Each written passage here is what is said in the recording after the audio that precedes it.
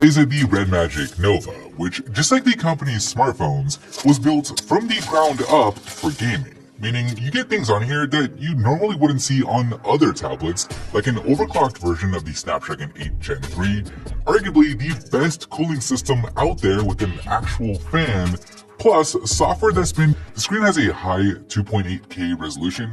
It's got pretty punchy colors even though it's not an OLED panel. It goes up to 550 nits of brightness with a crazy 144 Hz. Sound on here is also top notch with 4 symmetrical speakers like the Snapdragon chip, plus UFS 4.0 and 12 to 6 charges super quickly to 100% in less than an hour with that 80 watt power brick. 7.3mm. A cool design with the transparent window in the back here and customizable like Wildlife Extreme. It's not just the overclocked Snapdragon chip that helps it get a higher score than any flagship phone, but it's the cooling system with the bigger body, the copper, the heat pipe, and that cooling fan that all add up to a relatively stable frame rate. Unlike the phones, the Nova doesn't have an open intake or exhaust. It uses the extra space on a tablet compared to a phone to circulate the air internally instead. And, at least based on that benchmark score, it seems to work quieter with the system being completely... It translates into games.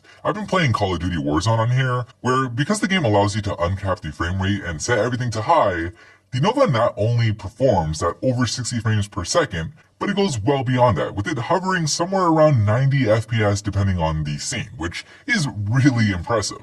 It's the same story with Genshin Impact, where with everything turned up to the maximum, it still gets the highest FPS possible, which is 60 FPS for that game, and games just come alive on here in a way that they can't on a phone just because of the bigger screen. Like your fingers don't get in the way and you can see everything clearly, letting you appreciate the sensitivity in those games. So that way my fingers didn't have to stretch all the way across the phones. You don't get those shoulder triggers that I love so much, since obviously you wouldn't be able to reach them. For their part though, REDMAGIC does alleviate some of these drawbacks with their software, where you can remap buttons from one part of the screen to another, so you can find with the console mode that launches when you connect it to a TV, it kind of makes the Nova feel like a little console. There's even a joystick mode part. I imagine people are going to want to use this thing handheld. And that experience, once you get past the weight and you adjust to the form factor, is pretty great, since the screen on here with its 144 Hz refresh rate and 800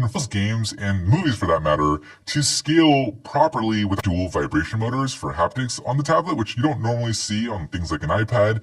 And the speakers on here are also really good. They get both loud and they're full, and because there are 4 speakers instead of 2, even if you block the bottom ones with your palm, you still have the other 2, so that way your sound doesn't get completely muffled. Although in some games like Warzone, for some reason the top speakers weren't being used, which was odd because in other games and in other apps, it was working just fine. So probably just a software bug that needs to be fixed with an update. But opted not to include one because they include one on the megapixel camera. I don't think people are going to use that often at the bottom, which have magnets built in, but REDMAGIC doesn't specify what. Then again, that's how REDMAGIC is able to deliver all these insane specs at a $500